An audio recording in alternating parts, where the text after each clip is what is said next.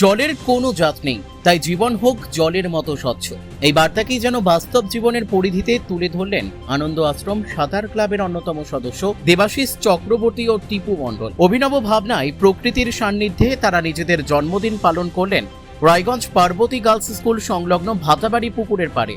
দীর্ঘদিন ধরেই এই পুকুরে একদল মানুষ শারীরিক সুস্থতা ও প্রকৃতির সঙ্গে মেলবন্ধন বজায় রাখতে নিয়মিত সাঁতার কাটেন। সেই সাঁতার প্রেমীদের সঙ্গে নিয়েই জন্মদিন উদযাপনের আয়োজন করেন আনন্দ আশ্রম সাঁতার ক্লাবের সদস্যরা। এর আগেও তাদের জন্মদিন পালনে দেখা গিয়েছিল অভিনবত্ব।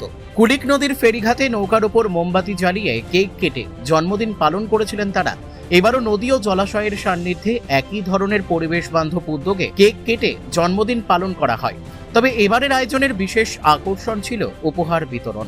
জন্মদিনে উপস্থিত মানুষদের হাতে তুলে দেওয়া হয় বিভিন্ন ধরনের গাছের চারা, গামছা, ধান কাটার কাঁচি এবং শারীরিক সুস্থতা বজায় রাখার জন্য বিভিন্ন খেলাধুলোর সামগ্রী।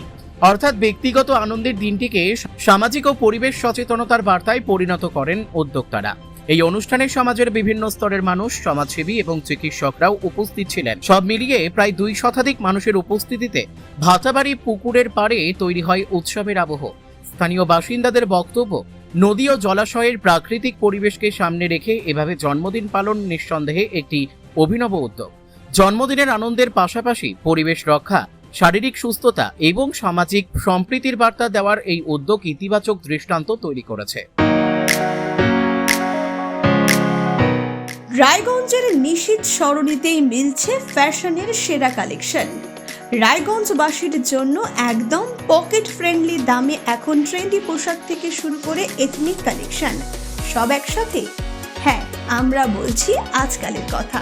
এখানে মিলছে এক ছাদের নিচে পরিবারের সবার জন্য পোশাক, মহিলা, পুরুষ আর শিশুদের জন্য অসাধারণ কালেকশন।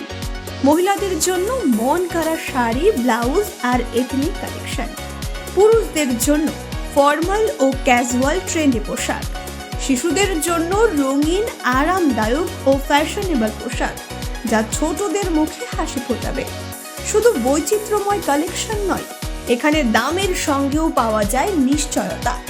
সাশ্রয়ী দামে গুণমানে সেরা পোশাক পাওয়ার জন্যই আজকাল রায়গঞ্জের মানুষের আস্থার জায়গা দখল করেছে। ঠিকানা নিশীথ সরণি রোড, মোহনবাতি সংলগ্ন, রায়গঞ্জ, উত্তর দিনাজপুর। তাই আর দেরি কেন? আপনার এবং আপনার পরিবারের ফ্যাশনের সেরা গন্তব্যে একবার ঘুরে আসুন। আজকাল আপনার ফ্যাশন, আপনার ঠিকানা।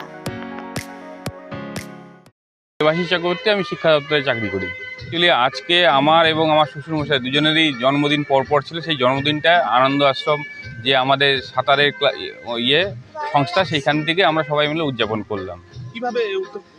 অ্যাকচুয়ালি আমরা অনেকগুলো পরপর জিনিস আমরা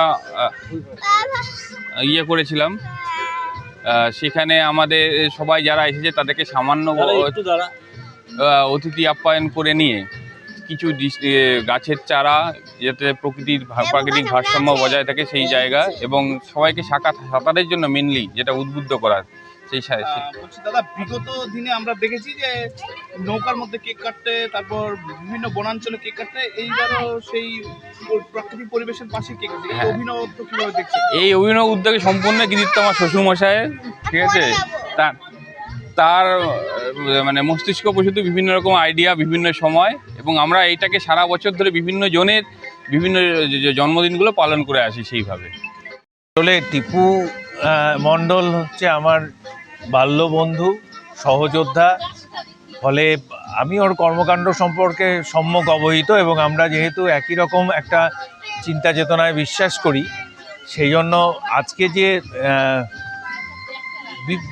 লোভ এবং দেশের কারণে, দেশ দয়বফলায়কার আর মূর্ধনস্ব, চতুর্দিকে যে ভয়ঙ্কর একটা পরিস্থিতি, তার বিরুদ্ধে ওর একটা এটা প্রতীকী বলা যায় যে প্রতিবাদ, যে গাছের চারা বিতরণ করছে, মানুষকে দেশজ কাজে উদ্বুদ্ধ করছে, সাঁতারের মধ্য দিয়ে মানুষকে ইউনিফাইড করছে। অর্থাৎ ও একটা এখানে স্লোগান রেখেছে, জলের কোনো জাত নেই। এই যে জলের কোনো জাত নেই, জলের কোনো দেশ নেই, রক্তের কোনো জাত নেই, এটা আমরা কেন বলি? কারণ এই দেশ থেকে মুক্ত হওয়ার জন্য। আর আচার্য, আমি এমনি হাউস ওয়াইফ, কিছু করি না, আমি প্রতিদিন আসি এখানে সাঁতারে। আচ্ছা, কি হচ্ছে এখানে? আর প্রতিদিন আসি এমনি পরিবেশ থাকে, আজকে এসে দেখছি অন্যরকমই পরিবেশ, গান বাজছে, পুরো আনন্দ, নাচানাচি, খাওয়া দাওয়া, সেই মজা হচ্ছে। এখানে একজনের জন্মদিন পালন হচ্ছে, পরে আমি জানতে পারলাম যে এখানে একজনের জন্মদিন পালন হচ্ছে, সেই উপলক্ষে সবাইকে ট্রিট দেওয়া হচ্ছে আর কি। রায়গঞ্জ থেকে রামকৃষ্ণ দাসের রিপোর্ট, কুলিক নিউজ।